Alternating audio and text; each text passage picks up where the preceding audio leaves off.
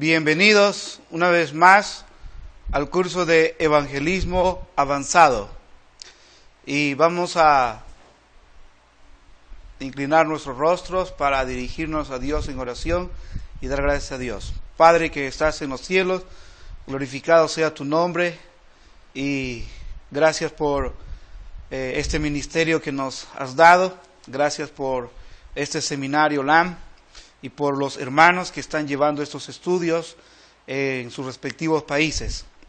Te rogamos, oh Padre, que bendigas este estudio y bendigas todo lo que vamos a hacer. En el nombre de Jesús, tu Hijo, te lo suplicamos. Amén. Hermanos, continuando entonces con el programa completo de la iglesia, en esta oportunidad quiero seguir avanzando, ¿no? Después de haber visto el programa ilustrado por medio de la oración como inicio de este programa, hemos visto después cómo por la persecución salieron ellos a predicar la palabra de Dios y dio buenos resultados mediante la visitación. Ahora vamos a ver el testimonio formal expresado por una persona.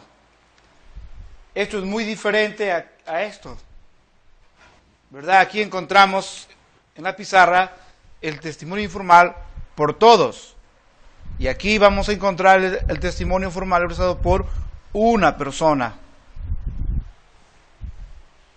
Hechos capítulo 2, versículos del 7 al 12, dice, hermanos, en sus Biblias: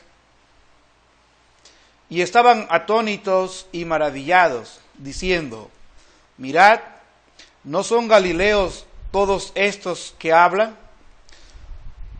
¿Cómo pues les oímos nosotros hablar, cada uno en nuestra lengua en la que hemos nacido?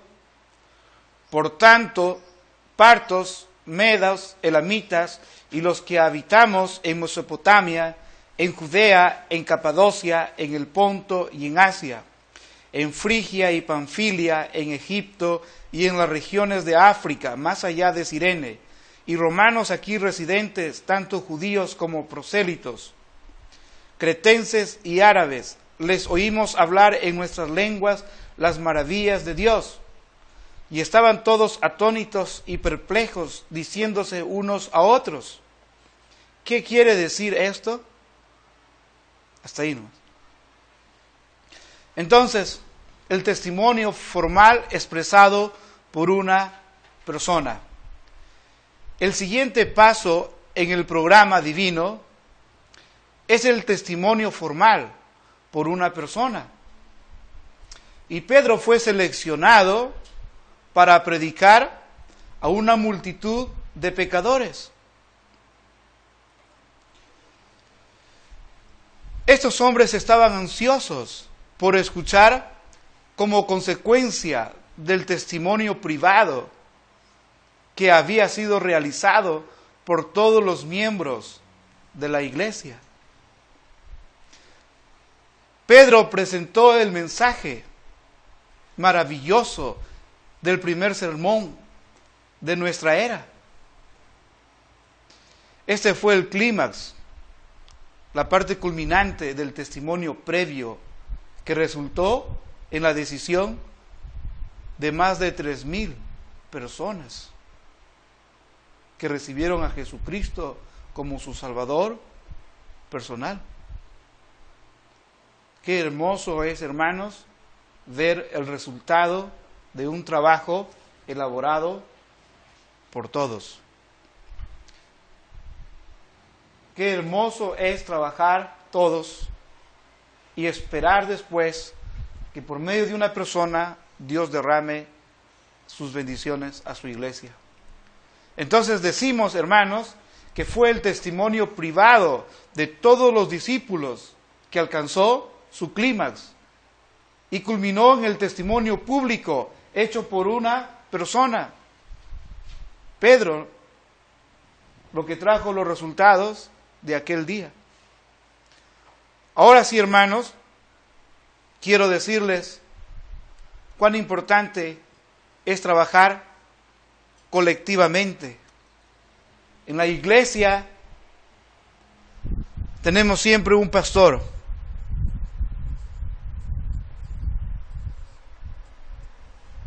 y tenemos a los miembros de la iglesia.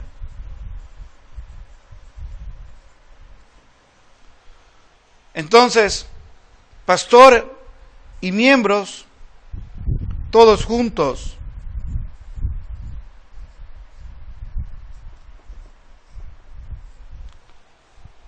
haremos una iglesia con éxito. Haremos una iglesia bendecida por Dios. Pero ¿cuál es la problemática que actualmente encontramos en las iglesias? Una de las problemáticas es muchas veces que tenemos el ministerio de un pastor, el cual se entrega por su llamado a Dios para servirle a través de una iglesia. El tema es que el pastor no puede hacer todo el trabajo de una iglesia, porque esa no es la obra de Dios. De esa manera no funciona la obra de Dios. Cuando un pastor trata de hacer todo el trabajo de una iglesia, posiblemente puede fracasar en su ministerio. Por eso encontramos pastores que están presentando sus cartas de renuncia, pastores que están renunciando a un ministerio, pastores que están terminando estresados por el exceso de trabajo que tienen que hacer por sacar adelante sus iglesias. Es por eso importante entonces mirar con detalles el programa ilustrado. Es por eso importante notar el testimonio informal por todos, para que luego después tengamos el derramamiento de bendición por medio del ministerio de un pastor. Los miembros de iglesia tienen cierta responsabilidad y culpa cuando los pastores renuncian a sus ministerios, cuando los pastores renuncian al pastorado de una iglesia. ¿Y por qué tienen cierta responsabilidad y grado de culpa? Porque si usted ha notado en la lección anterior, los miembros de la iglesia de Jerusalén no se quedaron con los brazos cruzados. Los miembros de la iglesia de Jerusalén salieron hacia afuera y salieron para ser visitadores, para acercarse a las gentes y ganarlas para el Señor. Salieron para testificar del Evangelio. Decía en el libro de los Hechos que esos discípulos que habían salido como consecuencia de la persecución, habían salido y por donde iban, dice la palabra del Señor, por donde iban, predicaban el Evangelio. Ese es el testimonio informal por todos. Y este es el trabajo de los miembros de la iglesia. Cada miembro de iglesia tiene esta visión, esta responsabilidad de visitar y acercarse a las personas con el Evangelio. Si usted es miembro de iglesia y usted se convierte en un visitador, usted deje que los resultados lo dé el Señor. Que Dios pueda dar los resultados por el ministerio de un pastor. Cuando llegue el momento que usted ha visitado durante la semana a 1, a 2, a 3 o a más, usted va a orar para que esa persona asista al servicio en su iglesia. Y si usted trae esta visita a su iglesia, Dios va a usar el ministerio del pastor para que el pastor, con el mensaje que Dios ha puesto en su corazón, pueda tocar el corazón de las personas a quienes usted testificó durante la semana. ¿Me entiende? ¿Se entiende? El pastor no es la persona que tiene que hacerlo todo. El trabajo del pastor es lo que significa la palabra pastor. La palabra pastor significa el pastor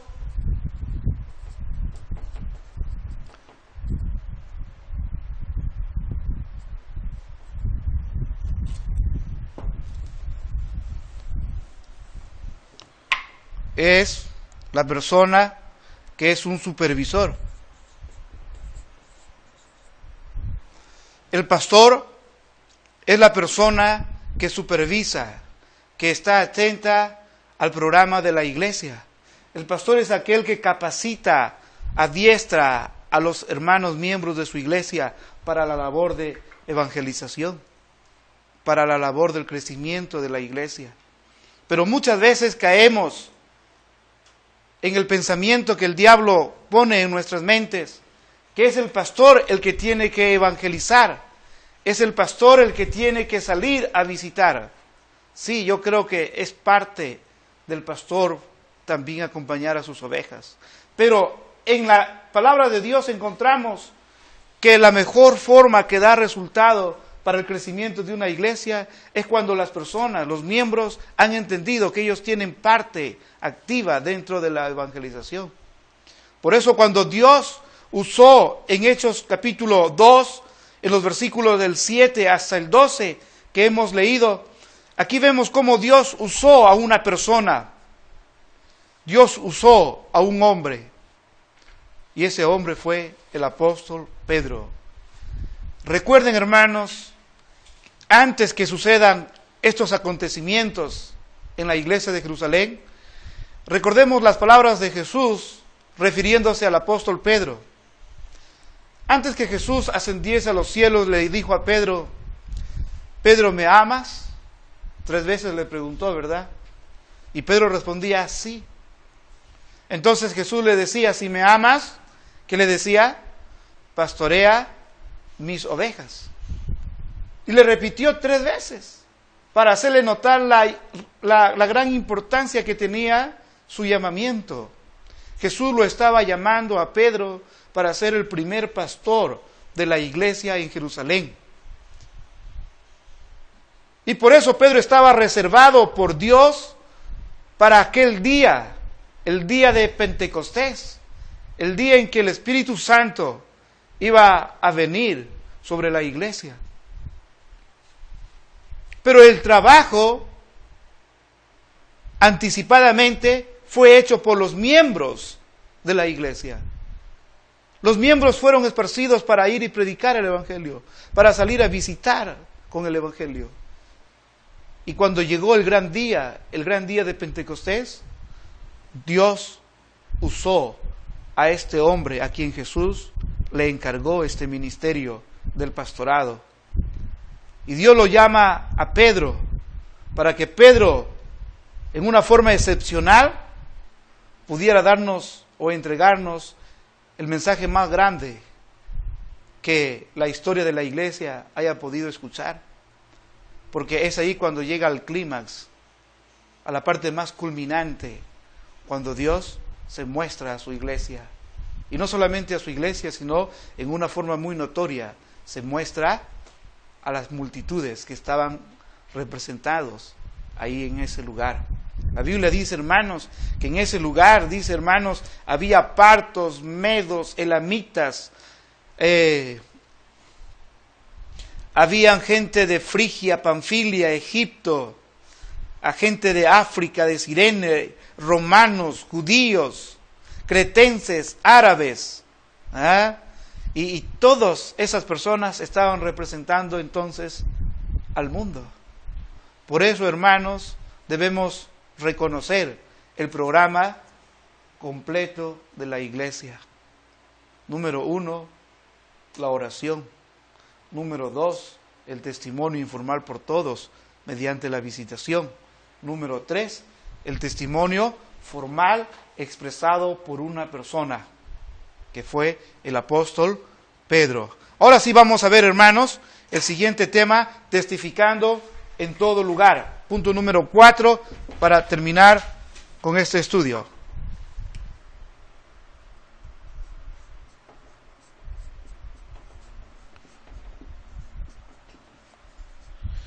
testificando en todo lugar.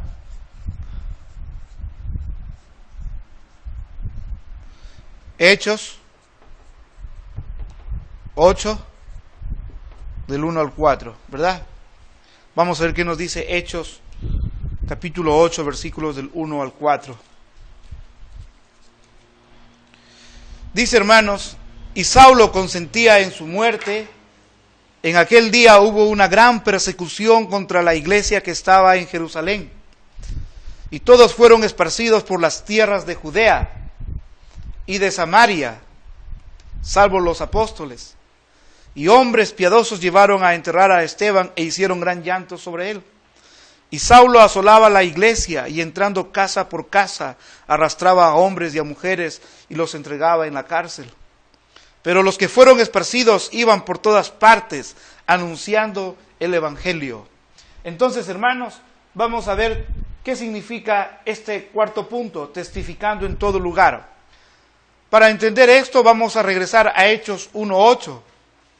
En Hechos 1:8 nosotros podemos encontrar cómo las palabras de Jesús diciendo a sus discípulos, pero recibiréis poder cuando haya venido sobre vosotros el Espíritu Santo, y me seréis testigos, dijo. ¿En dónde?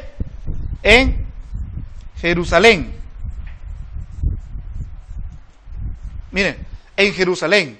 Y es en Jerusalén donde el apóstol Pedro tiene el primer mensaje de la era cristiana. ¿Sí? Es ahí donde escuchamos el primer mensaje de la era cristiana. Y ahí estaban reunidas todas las personas que representaban cada uno a su nación. Entonces, ahí encontramos que se está dando cumplimiento a lo que el Señor les mandó. Noten esto, la obediencia al mandato de Jesús, de ir por todo el mundo, pero también incluyendo el punto inicial de Jerusalén. Y fue en Jerusalén que se predicó el gran mensaje de la era cristiana. Pero luego dice, hermanos, pasando al capítulo 8, dice en el versículo 1, que cuando había esta gran persecución contra la iglesia que estaba en Jerusalén, todos fueron esparcidos, dice, por las tierras de, ¿qué dice?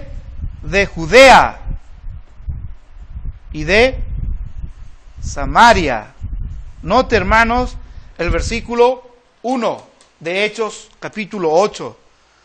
Aquí quiero que ustedes también noten cómo Dios puede obrar para cumplir con sus propósitos. Muchas veces nosotros no podemos entender los propósitos de Dios, porque no las conocemos. Pero sí debemos comprender que Dios va a obrar tal como Él quiere. Él no va a obrar como nosotros queremos que obre. Él va a obrar a su manera, no a la nuestra. Y es por eso que Dios permitió que su iglesia tuviera una gran persecución. La iglesia iba a sufrir, hermanos, quizás la peor persecución desde el tiempo que Jesús lo organizó. Una persecución que llevó a los cristianos a hacer cultos en aquellos lugares llamados las catacumbas. No fue fácil predicar el evangelio desde ese entonces. Después que Pedro tuvo este gran mensaje y 3,000 personas se entregaron al Señor, después de eso, hermanos, acabamos de leer que empezando desde Jerusalén, empezó la persecución contra la iglesia del Señor. ¿Qué iba a pasar con el mandato de Jesús? ¿Qué iba a suceder? Es una buena pregunta. Es ahí cuando Dios empieza a obrar y permite. Dios permite esta persecución, porque fue esta persecución que llevó en una forma inconsciente en la vida de los discípulos a que ellos salieran de Jerusalén para dar cumplimiento al mandato, y me seréis testigos en Jerusalén, en Judea, en Samaria y hasta lo último de la tierra. Es ahí cuando la Biblia dice, hermanos, entonces fueron esparcidos y se fueron a Judea. Y en Judea ellos predicaron también el Evangelio. Y pasaron luego a Samaria y predicaron el Evangelio. ¿Ah? Y es por eso que el Evangelio llega hasta nuestros días, gracias a que esta iglesia tuvo que sufrir la gran persecución, y debido a eso el Evangelio se fue extendiendo fuera de Jerusalén, llegando a Judea, pasando por Judea, llegando a Samaria, pasando por Samaria y llegando con el apóstol Pablo a Antioquía, y luego por todas las regiones de Asia, en ese entonces por los pueblos conocidos que ya habían poblado el Asia. Entonces, hermanos, es importante notar todo esto para ver qué sucede cuando el Señor nos dice que debemos hacer su obra en todo el mundo. Debemos de recordar que días después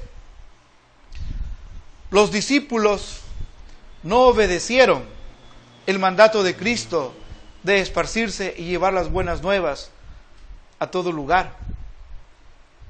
Es cuando nosotros aprendemos el ejemplo de saber esperar en Dios. Quisiéramos ya hacer las cosas prontamente. Necesitamos de muchos recursos para llevar adelante y avanzar en la obra del Señor. Pero esto nos enseña a saber esperar. Dios tiene un propósito y un plan para cada iglesia que predica su sana doctrina. Entonces, hermanos, yo quiero hacer un resumen de todo lo que hemos venido estudiando del capítulo 2. Yo quiero decirles, hermanos, que el Evangelio tiene que ser predicado en una forma simultánea, no consecutivamente, sino en forma simultánea. Y en forma simultánea significa predicar al mismo tiempo en cada lugar. Si en Colombia estamos predicando, que está aquí, Bogotá, en este mismo momento, en Quito, en Perú, en Argentina, en Chile, en Uruguay, Brasil, Paraguay, Bolivia y otros países más, también el Evangelio tiene que seguir siendo predicado al mismo tiempo, y luego también en la América del Norte, luego en el Asia, en la Europa, en la África, en la Oceanía, en todo lugar al mismo tiempo, y cada uno en su idioma. Fue algo excepcional lo del apóstol Pedro, por obra del Espíritu Santo. Ese día todos entendieron en su mismo lenguaje, en su mismo idioma. Y nosotros hoy en día estamos también predicando en forma simultánea. El Señor quiere eso. El Señor quiere que su obra avance, que su obra se extienda, que su obra no quede en un solo lugar. Y si es que vamos a tener persecución, es por algo que el Señor nos envió a ese lugar.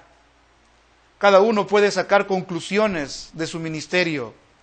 ¿Por qué tenemos obra en los lugares más lejanos? ¿Por qué tenemos obras en países donde el comunismo todavía es fuerte, pero que gracias a Dios hay personas que están escondidas en sus casas, estudiando la Biblia y orando a Dios por una iglesia? ¿Por qué tiene Dios misericordia? Porque es el propósito de Dios que su palabra tenga que ser predicada a todo el mundo. Recuerden el mandato de Jesús: id por todo el mundo, dice. No de un lugar a otro, sino en forma simultánea. Y para eso tenemos este seminario LAM, para que todos los líderes, pastores, puedan prepararse y entender el campo misionero, el campo evangelístico que el Señor nos está necesitando para llevar adelante su evangelio. Cuando uno trabaja en un país haciendo la obra del Señor, y luego hay circunstancias que en el momento no entendemos, debemos de pensar cuál será el propósito de Dios para mi vida. Es ahí cuando de pronto mis planes era trabajar en este país,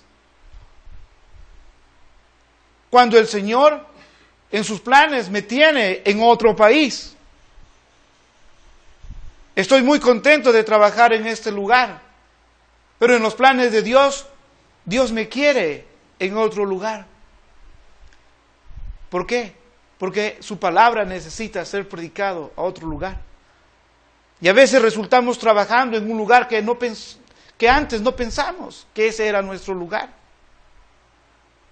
Nos gustaría quedarnos en el lugar donde a veces nos sentimos bien, pero cuando se trata de la voluntad del Señor, el Señor nos lleva.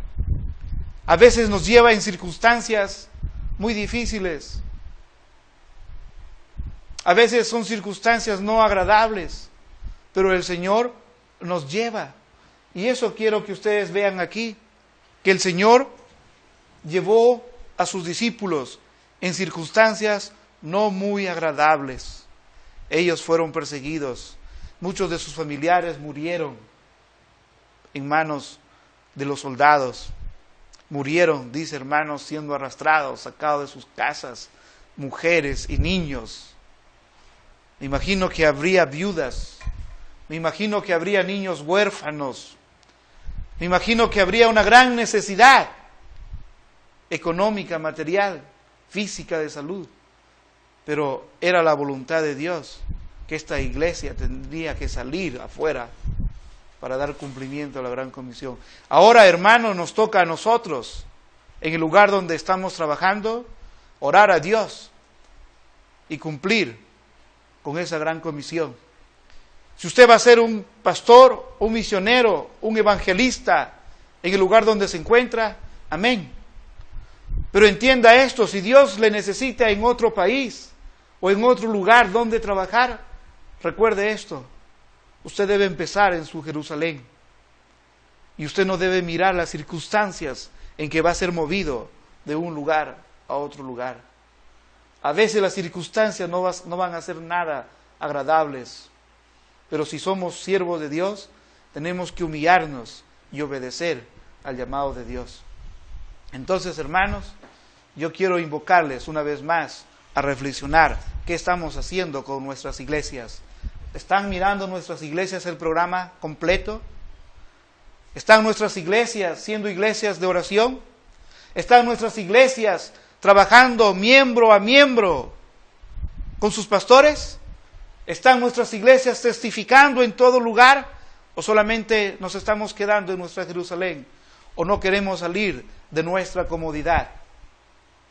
Yo invoco desde aquí a cada hermano que se está preparando a que deje su comodidad y salga a ganar al mundo, y que Dios le bendiga en su ministerio y en su iglesia.